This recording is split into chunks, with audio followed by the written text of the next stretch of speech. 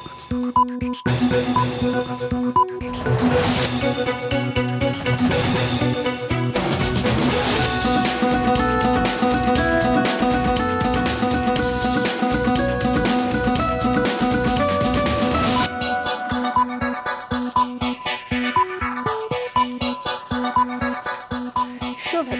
স্বাগত দুপুরের মাছরাঙা সংবাদে আপনাদের সঙ্গে আছি মৌমিতা জান্নাত। শুরুতে গার্ডিয়ান লাইফ ইন্স্যুরেন্স সংবাদ শিরোনাম। সারা দেশে যারা ধ্বংসযজ্ঞ চালিয়েছে তাদের প্রতিরোধ করতে হবে বললেন প্রধানমন্ত্রী। মিরপুরে ক্ষতিগ্রস্ত মেট্রো রেল স্টেশন পরিদর্শন। কারফিউ শিথিলে আজও কর্মব্যস্ত রাজধানী, গণপরিবহন সংকট ও যানজটে ভোগান্তি, বেড়েছে দূরপাল্লার বাস চলাচল। নিরবচ্ছিন্ন ইন্টারনেট সেবা না থাকায় বিভিন্ন স্থলবন্দরের আমদানি রপ্তানি কার্যক্রম ব্যাহত, লোকসান গুনছেন ব্যবসায়ীরা। এবার বিস্তারিত সংবাদ। সরকার জনগণের কষ্ট লাঘব করতে চেয়েছে, কিন্তু যারা সারা দেশে ধ্বংসযজ্ঞ চালিয়ে সাধারণ মানুষকে কষ্টে ফেলেছে তাদের প্রতিরোধ করতে দেশবাসীর প্রতি আহ্বান জানিয়েছেন প্রধানমন্ত্রী শেখ হাসিনা। সকালে হামলায় ক্ষতিগ্রস্ত মিরপুর 10 মেট্রো স্টেশন পরিদর্শন শেষে তিনি আরও বলেন, ধ্বংসযজ্ঞের সাথে জড়িতদের সবার বিচার হবে। আরও জানাচ্ছেন ইবতিসাম নাসিম মৌ। কোটা সংস্কার আন্দোলনকে পুঁজি করে তৃতীয় পক্ষ তাণ্ডব চালায় সারা দেশ জুড়ে। সরকার বলছে এর সাথে বিএনপি জামায়াতের অংশগ্রহণ, উস্কানি এবং মদদ রয়েছে। সরকারি নানা গুরুত্বপূর্ণ স্থাপনায় চলে ভাঙচুর, অগ্নিসংযোগ এবং লুটপাট।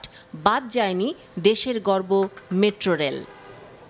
33,000 কোটি টাকা ব্যয়ে নির্মিত এই মেট্রো রেলের উপর চলে বীভৎস হামলা এবং ভাঙচুর। মিরপুর 10 মেট্রো স্টেশনে এখনও রয়েছে সেই ক্ষত। টিকিট ভেন্ডিং মেশিন, টিকিট বিক্রির বুথ, টেলিযোগাযোগ, বৈদ্যুতিক ও যান্ত্রিক ব্যবস্থাপনা, সিগন্যাল ও প্ল্যাটফর্ম স্ক্রিন, দরজা, উইন্ডো শিল্ড, গন্তব্য পরিদর্শনের মনিটর, নথিপত্র, অর্জিত আয়ের টাকা, এমন কোনো জায়গা নেই যেখানে চালানো হয়নি সহিংসতা। মেট্রো রেলের ক্ষয়ক্ষতি দেখতে সকালে মিরপুর 10 মেট্রো স্টেশনে যান প্রধানমন্ত্রী শেখ হাসিনা। ঘুরে দেখেন পুরো স্টেশন। গত বছর যতটাই আনন্দ এবং উচ্ছ্বসিত হয়ে উদ্বোধন করেছিলেন এই মেট্রো রেল, তার ক্ষত বিক্ষত অবস্থা দেখে ততটাই বিষাদ আর হতাশায় নিমজ্জিত ছিলেন তিনি। প্রশ্ন রাখেন, বাংলাদেশের মানুষের উন্নত জীবনের জন্য অক্লান্ত পরিশ্রম করে তৈরি করা এসব স্থাপনা যখন জীবনযাত্রাকে সহজ করে তুলছিল, ঠিক তখন এসব ধ্বংস করা কেমন মানসিকতা? সব কিছু অতিক্রম করে আমরা এই মেট্রো রেল তৈরি করে দিচ্ছি, সময়ের আগেই আমরা করতে পেরেছি। আজকে এই মেট্রো রেলে চড়ে সেই উত্তরা থেকে একেবারে মতিঝিল পর্যন্ত নির্বিঘ্নে মানুষ যাতায়াত করছিল এবং তাদের কত সময় বেঁচে যাচ্ছিল। আমাদের এটা ছিল সবথেকে আধুনিক, প্রযুক্তি সম্পন্ন এবং অত্যন্ত সুন্দর দৃশ্যমান একটা মেট্রো রেল আমরা করেছিলাম। কিন্তু আজকে যে ভয়াবহ ধ্বংসের চিত্র দেখলাম, এটা বিশ্বাস হতে চায় না যে এদেশের মানুষেরা করতে পারে। কোটা বিরোধী আন্দোলন, সরকারের নেয়া নানা পদক্ষেপ, শিক্ষার্থীদের সরকারের পক্ষ থেকে আলোচনার আহ্বান, আদালতের রায় এবং তাদের দাবি মেনে নেয়ার আদ্যোপান্ত তুলে ধরে আক্ষেপের সাথে বলেন, শিক্ষার্থীদের ধৈর্য ধরার আহ্বান জানানোর পরও এই অবস্থার সুযোগ নিয়ে ধ্বংসাত্মক কাজ শুরু হলো। মাত্র 15 বছরের মধ্যে আমি যেভাবে দেশটাকে গড়ে তুলেছি, কি না করেছি মানুষের জন্য। খাদ্য নিরাপত্তা, বিদ্যুৎ, চিকিৎসা ব্যবস্থা, শিক্ষা ব্যবস্থা, যোগাযোগের ব্যবস্থা, রাস্তাঘাট, পুল ব্রিজ, সব কিছু ক্ষেত্রে আমাদের যে কাজ, তাতে কারা লাভবান? এই মেট্রো রেলে কি আমি চড়বো? শুধু আমরা সরকার চড়বে? শুধু আমাদের মন্ত্রীরা চড়বে? না সাধারণ জনগণ চড়বে? সেটা আমার প্রশ্ন। কোটা আন্দোলনকারী তাদের সাথে আমরা আমাদের মন্ত্রীদের পর্যন্ত বসালাম। একটা কথা বলে যায়, ফিরে যায় আরেকটা করে। যে দাবি তারা করেছিল, সমস্ত দাবি শুধু মানা না, তার থেকে বেশি আমরা দিয়েছি, হাইকোর্টে দিয়ে দিয়েছে। তারপরেও কিন্তু এখন থামেনি। কেন থামেনি? আমি দেশবাসীর কাছে সেটাই আমার আমি বিচার চাই। যারা শিক্ষার্থীদের কাঁধে ভর করে ধ্বংসযজ্ঞ চালিয়েছে তাদের প্রতিরোধ করতে দেশবাসীকে আহ্বান জানান তিনি। এই স্টেশন যেভাবে ধ্বংস হয়েছে এটা সম্পূর্ণ ডিজিটাল সিস্টেম, ইলেকট্রনিক সিস্টেম, সম্পূর্ণ মডার্ন। এটা তো কতদিনের ঠিক হবে আমি জানি না। আপনাদের কষ্ট লাঘব করতে চেয়েছিলাম, তা আমি আপনাদেরকেই বলবো যে এই কষ্ট আমি লাঘব করতে চেয়েছি, এই কষ্ট আবার যারা সৃষ্টি করলো দেশবাসীকেই রুখে দাঁড়াতে হবে, এর বিচার তাদের করতে হবে। আমি তাদের কাছেই বিচার চাই। নগরবাসীর সহজ জীবনযাত্রা যারা নষ্ট করেছে তাদের কঠোর বিচার হবে বলেও হুঁশিয়ারি দেন প্রধানমন্ত্রী শেখ হাসিনা। ইবতিসাম নাসিম মৌ, মাছরাঙা সংবাদ, ঢাকা। কয়েকদিনের অচল অবস্থার পর কারফিউ শিথিলে স্বাভাবিক হতে শুরু করেছে রাজধানীর জনজীবন। ছাড়ছে দূরপাল্লার বাসও, তবে গণপরিবহন সংখ্যা কম, রয়েছে যানজটও। এতে ভোগান্তিতে পড়তে হচ্ছে নগরবাসীকে। নাজমুল হোসেনের ক্যামেরায় মাহমুদ কমলের রিপোর্ট। সাংঘর্ষিক পরিস্থিতি কাটিয়ে অফিস আদালত খোলার দ্বিতীয় দিনে রাজধানীতে আরও বেড়েছে কাজে নামা মানুষের সংখ্যা। তবে সেই তুলনায় বাড়েনি গণপরিবহন। তাই ভোগান্তির পাশাপাশি সীমিত সময়ের শিথিল কারফিউয়ে বেরিয়ে আসা গণমানুষ ও যানবাহনের চাপে তৈরি হয় তীব্র যানজট। গণপরিবহন কম, প্রাইভেট কার অনেক বেশি। গণভবনের সামনের দিকে আসাদ গেট পর্যন্ত ব্লক ছিল একদম টোটালি, ওইখানে জ্যাম ছিল। আর আপনার আমাদেরকে আসতে হয়েছে আগারগা দিয়ে। শ্যামলী জাম পাইছি, তারপরে আপনার ফার্ম গেট, মিরপুর, এসব জায়গাতে জাম পাইছি। অন্যান্য গণপরিবহনের চেয়ে বিআরটিসি বাসের সংখ্যাই ছিল বেশি। আজ অধিকাংশ প্রধান সড়কে খুলে দেওয়া হয় যান চলাচলের নিয়ন্ত্রণ। নগর পরিবহনের পাশাপাশি বেড়েছে দূরপাল্লার বাসের সংখ্যাও। ঢাকায় আটকে পড়া মানুষের পাশাপাশি বিশ্ববিদ্যালয়গুলো বন্ধ থাকায় রাজধানী ছাড়ছেন শিক্ষার্থীরাও। বাসার লোকজন চিন্তা করতেছে এতদিন ঢাকায় রইছো, ভার্সিটি অফ, কি করতেছো। তো এখন একটু মোটামুটি স্টেবল দেখা যাচ্ছে, এই কারণে বাড়ির উদ্দেশ্যে রওনা দিচ্ছি। একটা অনিশ্চয়তার মধ্যে পড়ে গেছে, এই জন্য আমরা বাড়ি চলে যাচ্ছি আর কি। চাইছিলাম যে একটু পরিস্থিতি স্বাভাবিক হলে পরে যাব, তো এখন দেখতেছি যে আসলে গাড়ি ঘোড়া চলতেছে, যার কারণে এখন যাওয়া। না, এখন তো নিরাপদে আছে, গাড়ি চলতেছে। আগে তো সমস্যা ছিল, অন্তর সমস্যা নেই।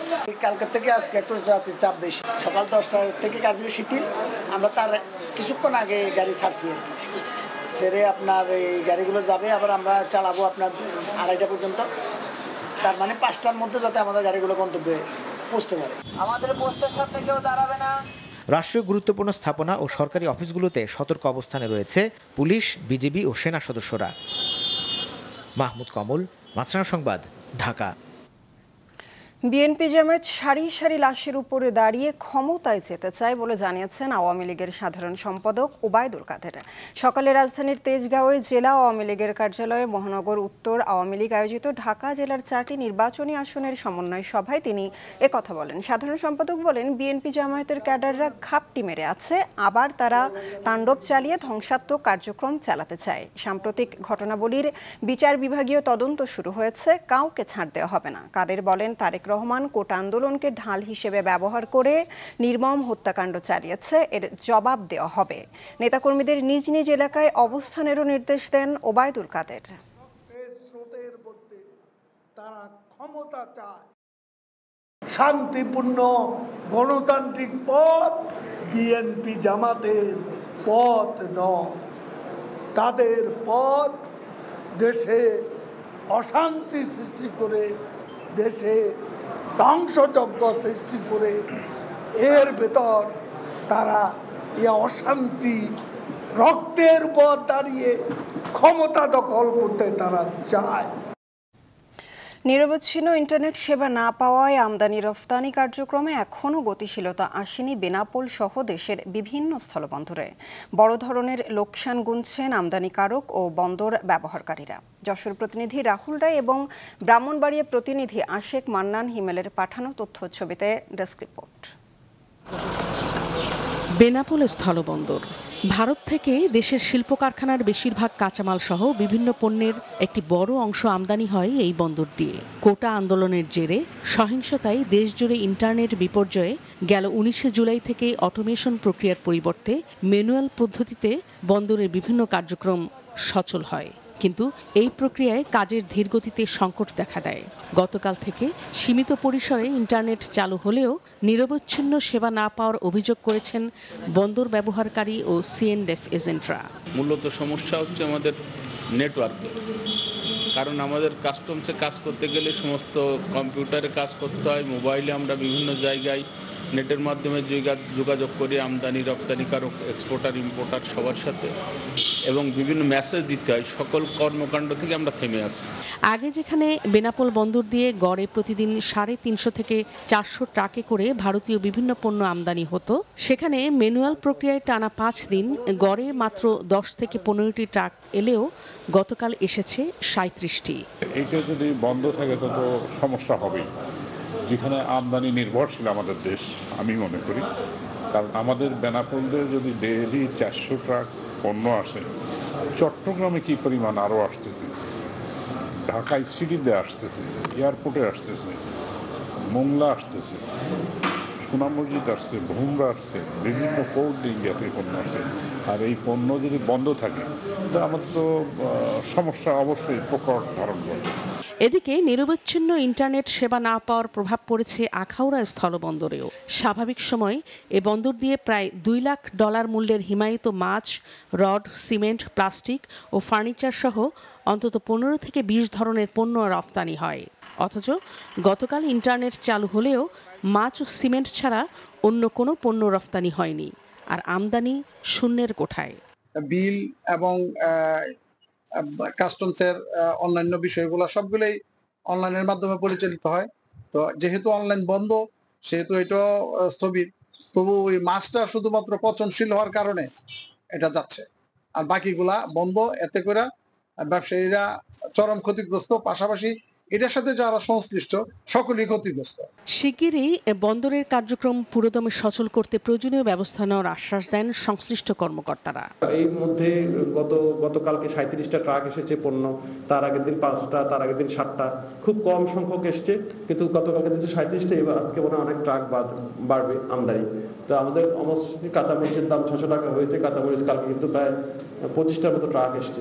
রপ্তানিকারকরা পেরিশেবল গুডস ছাড়াও তারা যদি অন্যান্য প্রোডাক্ট পাঠাতে চায় তাহলে সেগুলো ম্যানুয়ালি পাঠানো যাবে। এখন মানে আমাদের পোর্টে কোনো সমস্যা নাই, পোর্ট পর্যন্ত যদি কোনো মালামাল আসে সেটা অবশ্যই রপ্তানি হবে। যান চলাচল স্বাভাবিক হয়ে গেলে তো আগের মতো অন্যান্য সময় প্রতিদিন যেভাবে রপ্তানি হতো সেভাবে হবে। গেল 6 দিন ধরে আমদানি রফতানি কার্যক্রম ব্যাহত হওয়ায় প্রায় 100 কোটি টাকা লোকসানের দাবি করেছেন বেনাপোল বন্দর ব্যবহারকারীরা। অন্যদিকে আখাউড়া স্থলবন্দর ব্যবসায়ীদের হিসাবে এই কয়দিনে তাদের লোকসান 12 কোটি টাকার মতো। নাদিয়া আফরিন, মাছরাঙা নিউজ ডেস্ক। জনপ্রিয় ব্যান্ড তারকা শাফিন আহমেদ মারা গেছেন। যুক্তরাষ্ট্রের ভার্জিনিয়ায় চিকিৎসাধীন ছিলেন মাইলসের এই মূল ভোকাল। আজ বাংলাদেশ সময় সকালে 6:50 যুক্তরাষ্ট্রের একটি হাসপাতালে তিনি মারা যান। কনসার্টে অংশ নিতে সম্প্রতি যুক্তরাষ্ট্রে যান শাফিন। 20 জুলাই ভার্জিনিয়ায় কনসার্ট করার কথা ছিল তার। কনসার্টের আগে অসুস্থ হয়ে পড়েন শাফিন, এ কারণে কনসার্ট বাতিল করা হয়। সেদিনই তাকে হাসপাতালে ভর্তি করা হয়। এরপর তার নানা অকার্যকর হতে থাকলে তাকে লাইফ সাপোর্টে নেওয়া হয়। সেখান থেকে তাকে আর ফেরানো গেল না। শাফিন আহমেদ স্ত্রী ও 3 সন্তান রেখে গেছেন। তার ভাই হামিন আহমেদ মৃত্যুর খবরটি গণমাধ্যমকে নিশ্চিত করেছেন। শাফিন আহমেদের বয়স হয়েছিল 63 বছর। সাম্প্রতিক অস্থিতিশীল পরিবেশ কাটিয়ে জনজীবনে স্বস্তি ফিরেছে বলে মন্তব্য করেছেন নৌবাহিনী প্রধান অ্যাডমিরাল মোহাম্মদ নাজমুল হাসান। পরিস্থিতি স্বাভাবিক হলে সশস্ত্র বাহিনী ব্যারাকে ফিরবে বলেও জানান তিনি। সকালে মোংলা বন্দর এলাকায় নিরাপত্তা পরিস্থিতি পরিদর্শনের সময় তিনি আরও বলেন, নৌবাহিনীর সদস্যরা মোংলা, চট্টগ্রাম ও পায়রা বন্দর সহ সমুদ্র উপকূলের নিরাপত্তা নিশ্চিত করতে বদ্ধপরিকর। এ সময় তিনি ছাত্র আন্দোলনকে পুঁজি করে রাষ্ট্রীয় সম্পদের ক্ষতি ও ভীতি সৃষ্টির নিন্দা জানান। দেশব্যাপী কারফিউ, সমুদ্র বন্দর, ইপিজেড এবং শিল্পাঞ্চল সহ সরকারি গুরুত্বপূর্ণ স্থাপনার নিরাপত্তার দায়িত্ব পালন করছে নৌবাহিনী ও কোস্টগার্ড সদস্যরা।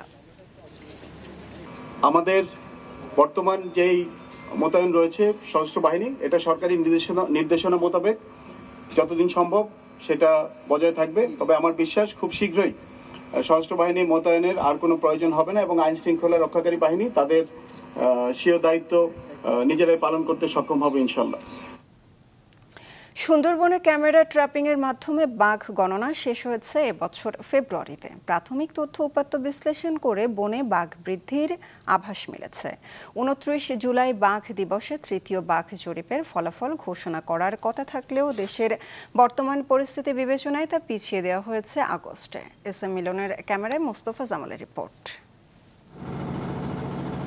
2015 ও 2018 সালের পর 2022 সালে তৃতীয়বারের মতো বাঘ গণনা শুরু হয়, যা চলে 2024 সালের ফেব্রুয়ারি পর্যন্ত।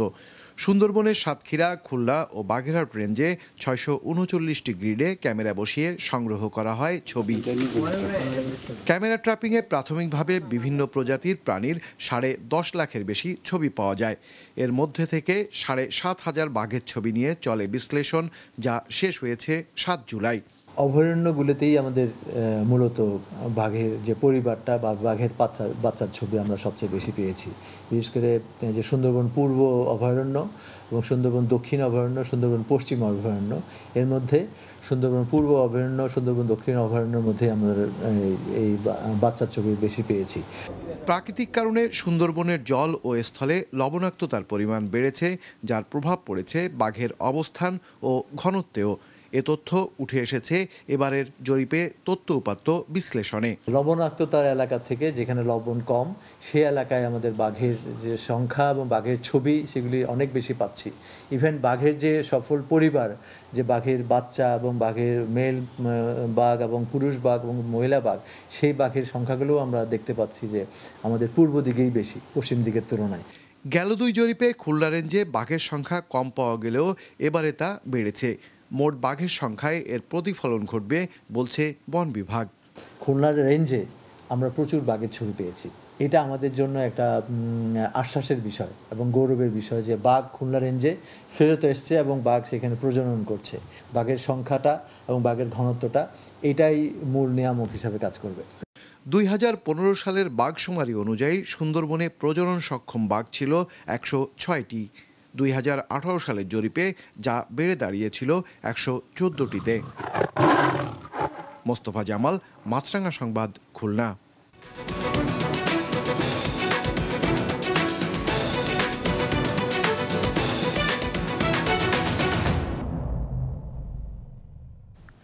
গাজায় চলমান যুদ্ধ শেষে যুক্তরাষ্ট্রকে নিয়ে মধ্যপ্রাচ্যে নতুন একটি জোট গড়ার আহ্বান জানিয়েছেন ইসরায়েলি প্রধানমন্ত্রী বেনিয়ামিন নেতানিয়াহু।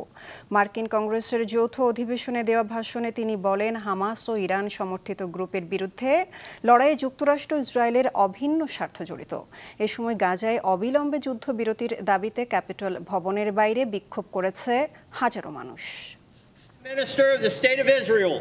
গাজায় চলমান যুদ্ধের মধ্যেই যুক্তরাষ্ট্র সফর করছেন ইসরায়েলি প্রধানমন্ত্রী বেনিয়ামিন নেতানিয়াহু।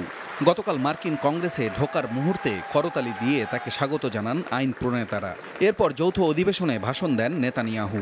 বলেন, হামাস ও ইরান সমর্থিত গ্রুপের বিরুদ্ধে লড়াইয়ে যুক্তরাষ্ট্র ও ইসরায়েলের অভিন্ন স্বার্থ জড়িত। দুই দেশ একসাথে থাকলে সব যুদ্ধই জেতা সম্ভব বলেও জানান তিনি। In the Middle East, Iran's axis of terror confronts America, Israel, and our Arab friends. For the forces of civilization to triumph, America and Israel must stand together. Because when we stand together, we win, they lose. হামাসের বিরুদ্ধে লড়াইয়ে যুক্তরাষ্ট্রের অব্যাহত সমর্থনের জন্য president বাইডেনকে ধন্যবাদ জানান Netanyahu. গাজায় চলমান যুদ্ধ শেষে যুক্তরাষ্ট্রকে নিয়ে মধ্যপ্রাচ্যে নতুন একটি জোট গড়ার আহ্বানও জানান তিনি। America and Israel today can forge a security alliance in the Middle East to counter the growing Iranian threat. All countries that are at peace with Israel and all those countries who will make peace with Israel should be invited to join this alliance. প্রায় 1 ঘন্টার ভাষণে গাজায় যুদ্ধবিরতি নিয়ে কোনো কথা বলেননি Netanyahu. কংগ্রেসের যৌথ অধিবেশনে যখন তিনি ভাষণ দিচ্ছিলেন, তখন ক্যাপিটল ভবনের বাইরে গাজায় যুদ্ধবিরতির দাবিতে বিক্ষোভ করে হাজারো মানুষ। এক পর্যায়ে বিক্ষোভ সহিংস রূপ নিলে বিক্ষোভকারীদের ওপর চড়াও হয় পুলিশ। আটক করা হয় বেশ কয়েকজনকে। এদিকে গতকালও গাজার বিভিন্ন এলাকায় বিমান থেকে হামলা চালিয়েছে ইসরায়েলি বাহিনী। খান ইউনিস, দেইর আল বালা ও নুসাইরাত এলাকায় নতুন করে প্রাণ গেছে আরও অন্তত 40 জনের। গেল 2 দিনে শুধু খান ইউনিসেই ইসরায়েলি হামলায় অন্তত 129 জন নিহত হয়েছে। পলাশ রঞ্জন রায়, মাছরাঙা নিউজ ডেস্ক। নিজ দল ও দেশকে ঐক্যবদ্ধ করতে আসন্ন প্রেসিডেন্ট নির্বাচনে প্রতিদ্বন্দ্বিতা থেকে সরে দাঁড়ানোর ঘোষণা দিয়েছেন মার্কিন প্রেসিডেন্ট জো বাইডেন। গতকাল জাতির উদ্দেশ্যে দেওয়া ভাষণে বাইডেন বলেন, যুক্তরাষ্ট্রে কোনো রাজা নয়, বরং জনগণের হাতেই সব ক্ষমতা। প্রেসিডেন্ট নির্বাচিত হলে দেশ পরিচালনায় কমলা হ্যারিসের সক্ষমতা রয়েছে বলেও জানান বাইডেন। এই সময় গণতন্ত্র রক্ষায় একসঙ্গে কাজ করতে দেশবাসীর প্রতি আহ্বান জানান তিনি। এদিকে ইন্ডিয়ানায় এক সমাবেশে অংশ নিয়ে ডেমোক্রেটিক পার্টিকে ফের ক্ষমতায় আনার আহ্বানে জানান সম্ভাব্য প্রার্থী কমলা হ্যারিস। অন্যদিকে কমলা হ্যারিসকে উগ্র বামপন্থী উন্মাদ বলে উল্লেখ করেছেন রিপাবলিকান প্রার্থী ডোনাল্ড ট্রাম্প।